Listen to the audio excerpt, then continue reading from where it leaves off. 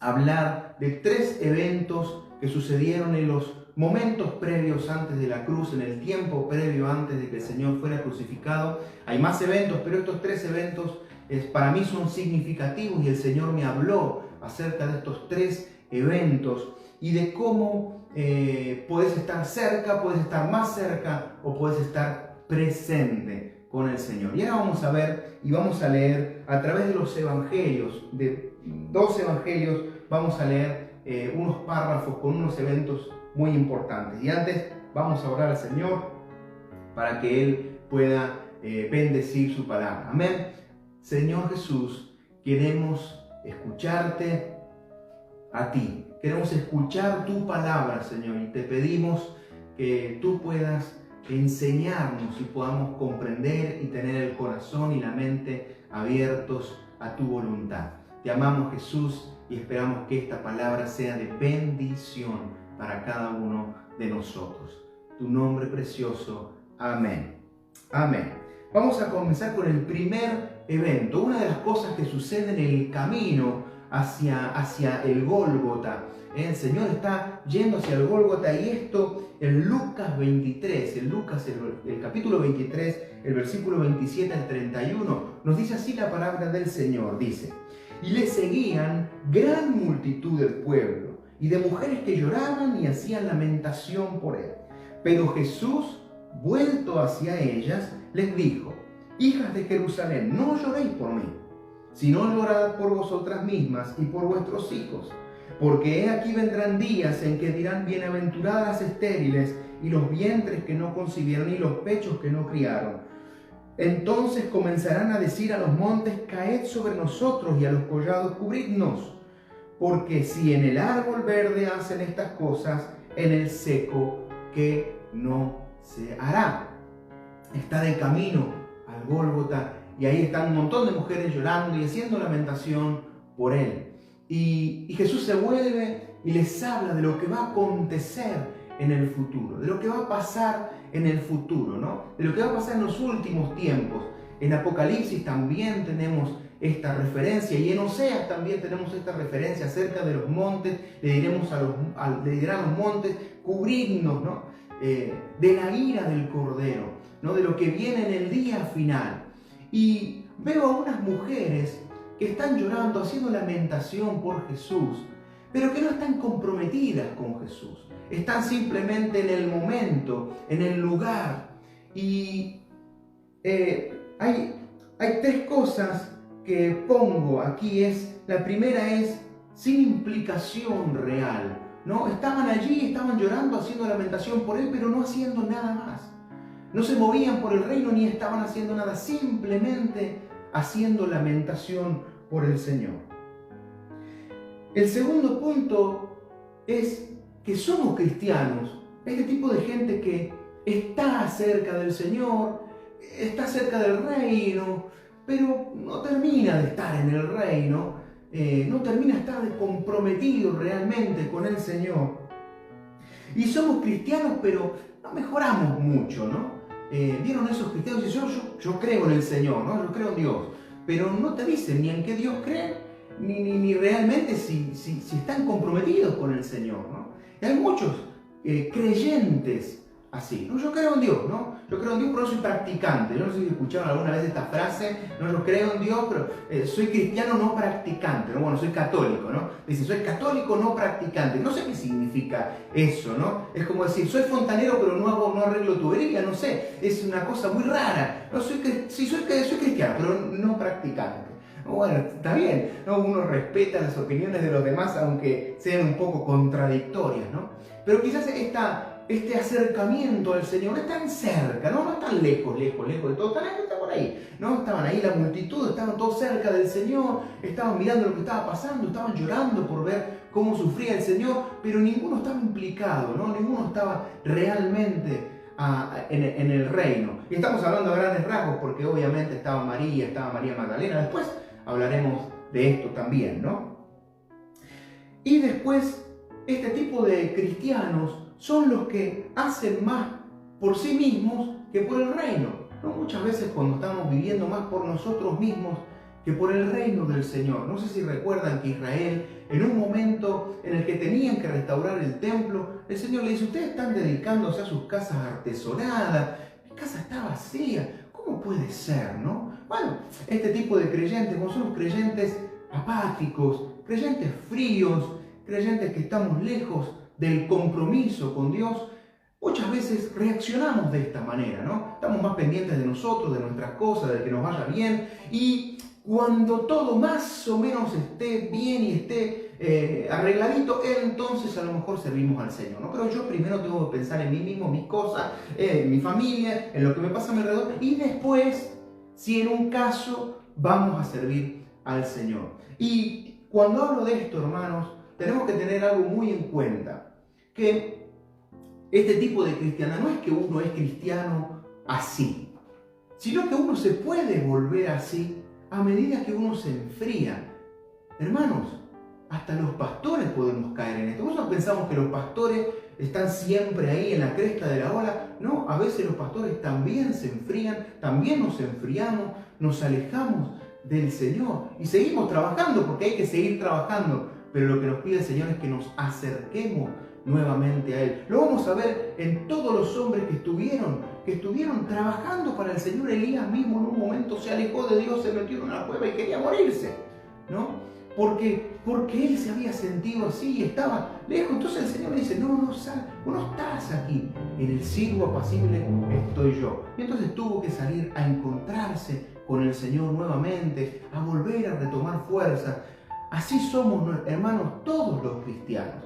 Yo lo que les estoy predicando no es: usted es un cristiano frío, ¿no? Y entonces, no, porque a lo mejor hace 10 días atrás usted era el más fervoroso de los creyentes y estaba metido en todo, pero le pasó algo, le sucedió algo, está afanado, turbado por muchas cosas y no nos deja caminar cerca del Señor. Nos vamos alejando de a poco. Esto no pasa de la noche a la mañana, sino que de a poquito muchas veces nos vamos alejando y nos convertimos en estas plañideras, ¿no? Estas mujeres que lloran, pero que no están implicadas del todo con el Señor.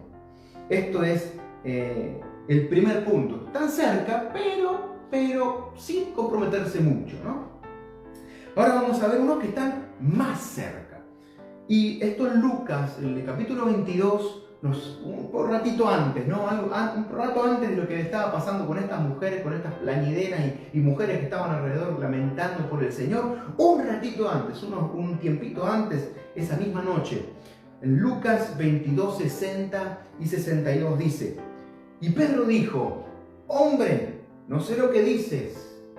Y enseguida, mientras él todavía hablaba, el gallo cantó.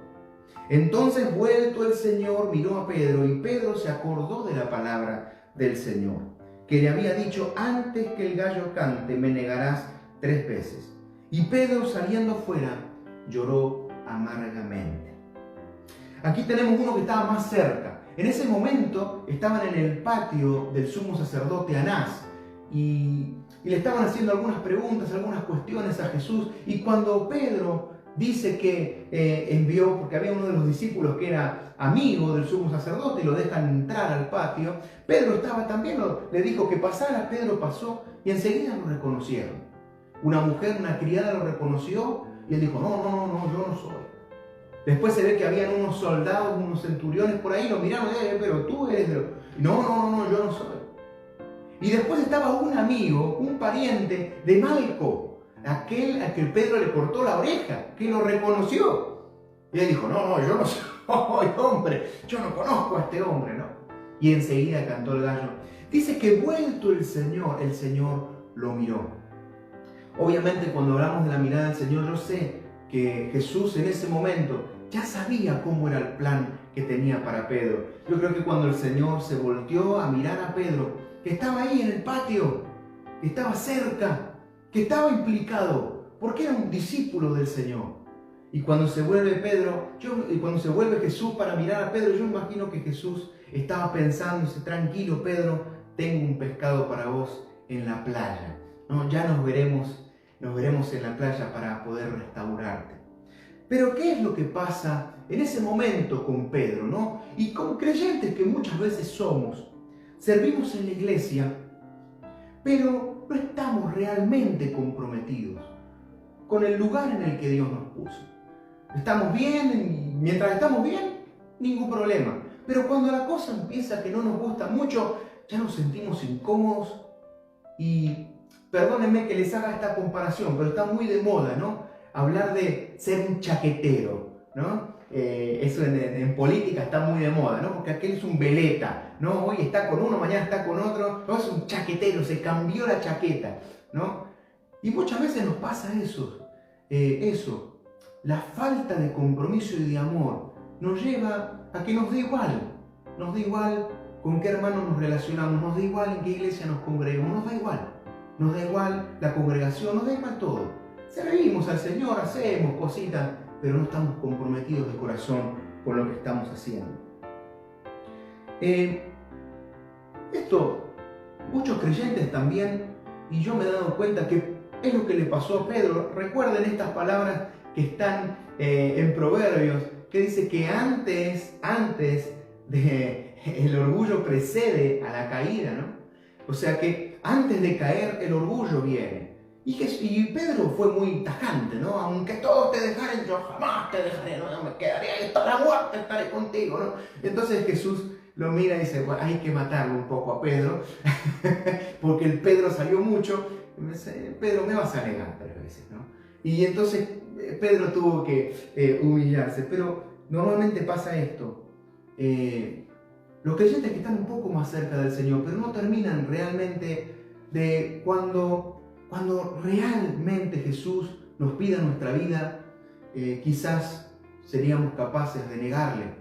Y normalmente estos creyentes hablan mucho de sus logros, de cómo se encuentran con Dios, ¿no? De cómo sus encuentros son con Dios y cómo son mejores que los demás y cómo yo oro 8 horas y cómo ayuno y cómo guay y todo y soy espectacularmente bueno. Y fariseos, son fariseos. Hay que hablar menos y hacer más. A mí me sorprende, y perdónenme que se lo diga de esta manera, pero me sorprende personas que ayunan 40 días y no adelgazan un gramo. Me sorprende, sinceramente. No sé qué tipo de metabolismo tienen, porque si vos haces ayuno durante 40 días, es más, tenés que estar con médicos y aconsejado por médicos porque es peligroso para la salud. Aunque cuando un ayuno es de verdad, es real, el Señor también está allí y Él bendice. Pero hasta Jesús tuvo hambre. Hacer un ayuno y no sufrir no tiene sentido. Hasta Jesús tuvo hambre. Pero van por ahí, ¿no? Yo hice un ayuno de tanto y yo he hecho esto y hago lo otro y oro y qué relación tengo con el Señor. Normalmente suele ser un Pedro que después termina negando. Tengamos cuidado con esto y seamos veraces con el Señor. No hace falta que andemos divulgando por ahí todo lo que hacemos para el Señor. El Señor lo sabe. Él nos ve en lo secreto y nos recompensará en público. Él lo hará en su tiempo, a su medida, a su hora. Nosotros trabajemos para el Señor y comprometámonos con el Señor, con la obra que el Señor nos encomendó y en la obra en la que el Señor nos puso. Amén, tengamos ese compromiso real. Seamos capaces de dejar cosas por estar en el lugar donde Dios nos dijo que debíamos estar. Y con perdón que le haga esta comparación, porque sé que es mi padre y uno no tiene que andar hablando bien de sus padres, ¿no? Pero creo que para mí es el ejemplo más claro y es el más cerca que he tenido. Mi papá siempre me ha dicho, yo voy a estar en ríos de vida hasta que me muera o hasta que el Señor decida. Y realmente yo he estado todo el tiempo con él, porque es mi papá y porque he vivido en su casa. Y sigo estando con él.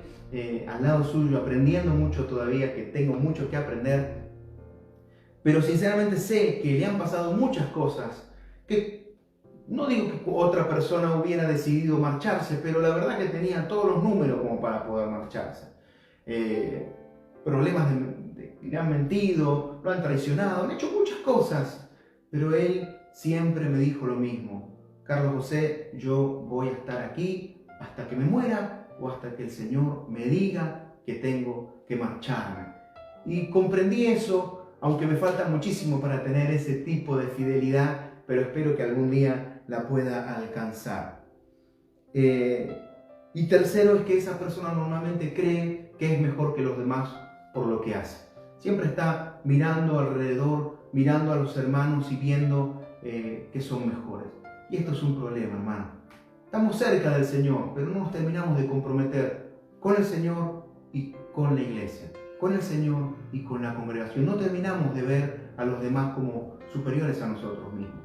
Y sí, hermanos, tenemos que verlos como primeros y como superiores a nosotros mismos en nuestras prioridades.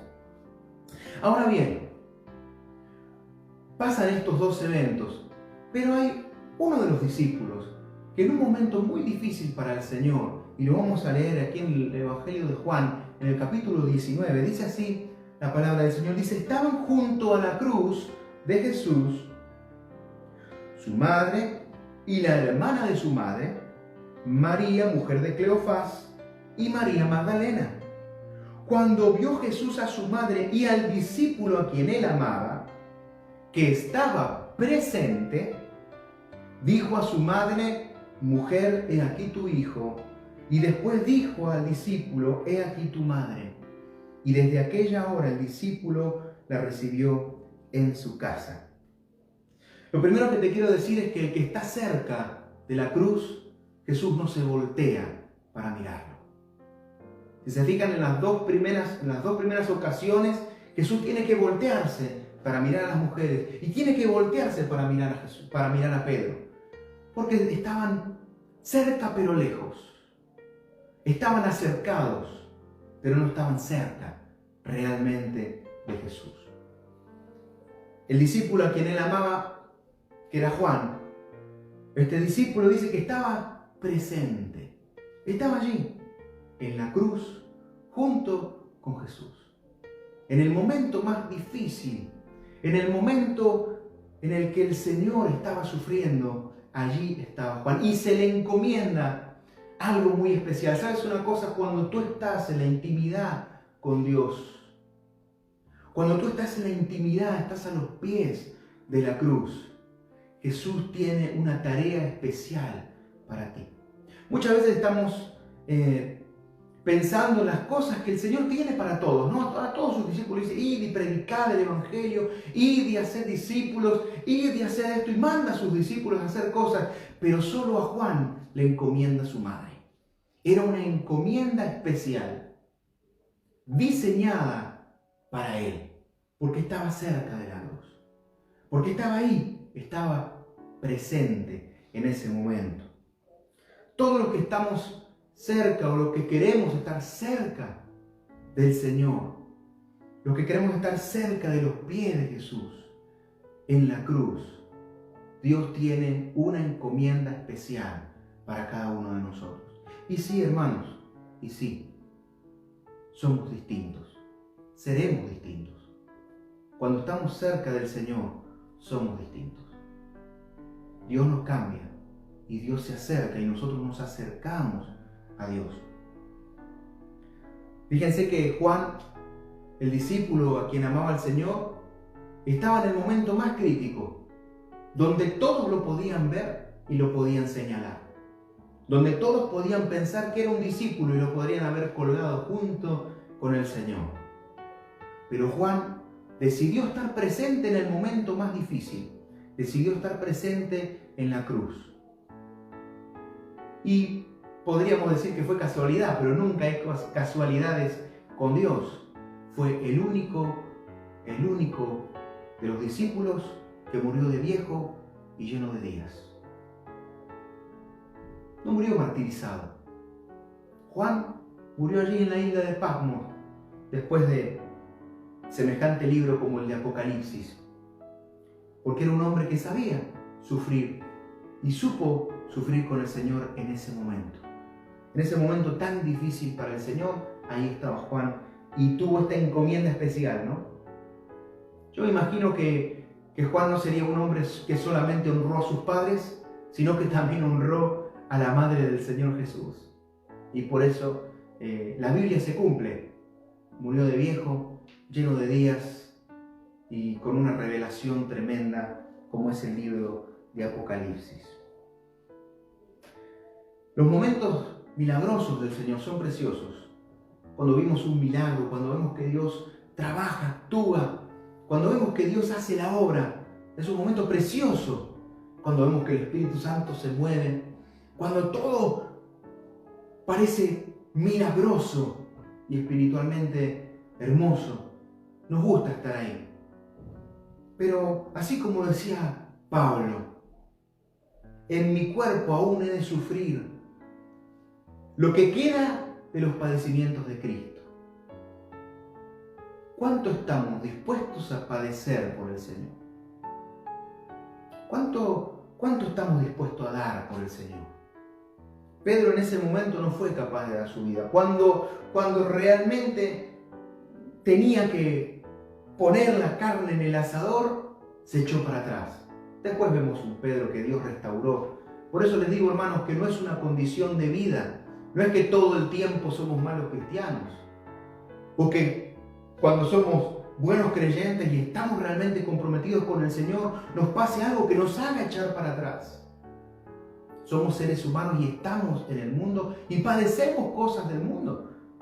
Somos afligidos muchas veces y a veces no sabemos cómo afrontarlo. Y a veces nos echamos para atrás.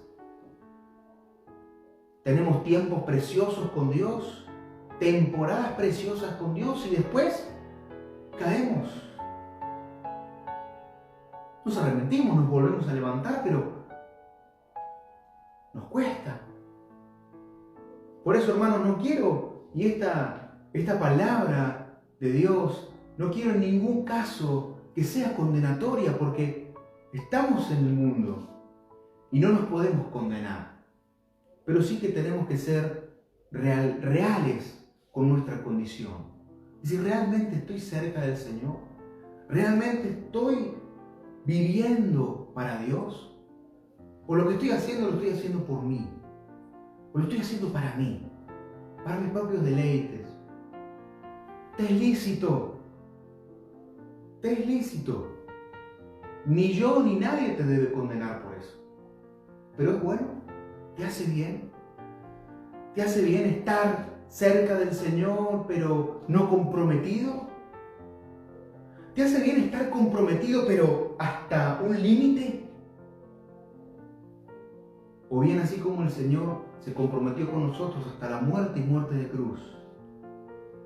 Él no decidió bajarse de la cruz y no decidió terminar con su sufrimiento. Él no dijo hasta aquí. Él terminó la obra que vino a hacer. Y lo hizo por amor. Lo hizo por amor al Padre, pero también lo hizo por amor a cada uno de nosotros. Un compromiso que Jesús tuvo con nosotros. Así que, hermano, quiero dejarte esta reflexión en esta mañana. ¿Estás cerca sin comprometerte? ¿Estás más cerca, pero con un compromiso limitado? ¿O estás presente? Pero cuando estás presente, estás ahí, firme, plantado sobre la roca, para que vengan los vientos, las tormentas, las mareas y nada te pueda mover. Fíjense que después Pedro, cuando fue restaurado, se subió a la roca otra vez. Le hizo falta esa caída, hermano, y a veces nos hace falta caer. ¿Qué le vamos a hacer, hermano? Si usted hoy está ahí abajo, que se cayó y a lo mejor usted siente que está en pecado y a lo mejor le hace falta, solamente le pido que haga esto. Siga para adelante. Mire hacia arriba. Levántese. No se quede en el barro. Dios tiene una nueva oportunidad y Dios te quiere convertir en un cristiano presente. En un cristiano al que le pueda confiar hasta su propia madre. Fíjense, ¿no? Le confió su mamá a este discípulo que amaba. He aquí tu hijo. Y al hijo, he aquí tu madre. La recibió en su casa. Por eso, hermanos, la intimidad con Dios a los pies de la cruz es fundamental. No es importante, es imprescindible. Si queremos realmente ser cristianos que agraden a Dios, la cruz y estar a los pies de la cruz no solamente es importante, es imprescindible. Cuando comprendemos esto, nos acercamos a Dios, nos ponemos en la cruz de Cristo, nos transforma. Hay propósito. Yo no sé, hermano, por lo que estás pasando, y no sé, hermano, si a lo mejor tú mismo dices, yo no sé qué hago en mi vida. No sé qué estoy haciendo aquí, no sé qué estoy haciendo en España, no sé qué estoy haciendo en donde esté. Sé que algunos nos ven desde Colombia y desde otros países, así que Dios los bendiga enormemente. Quizás tú no entiendes el propósito por el cual Dios te llamó, Dios te rescató. Acércate a los pies de la cruz y vas a ver que tu propósito se va a empezar a manifestar. Pero estate presente. Quédate presente ahí donde está la cruz de Cristo, donde está la cruz del Señor. Hermanos, después disfrutaremos de una gloriosa esperanza que tenemos y estaremos ahí en los cielos y ya ni hablaremos de estas cosas, ni hablaremos del sufrimiento, ni hablaremos de tener que sufrir penalidades como buen soldado. Ya no habrá más dolor, no habrá más sufrimiento. Pero mientras estamos en el peregrinaje aquí en la tierra, hermano, estemos presentes con el Señor. Que el Señor no tenga que estar mirando a ver dónde estamos y se tenga que estar volteando, sino que nosotros, puestos los ojos en Jesús, podamos comprender, caminar hacia el propósito que Dios tiene con cada uno de nosotros. Así que Dios te bendiga enormemente.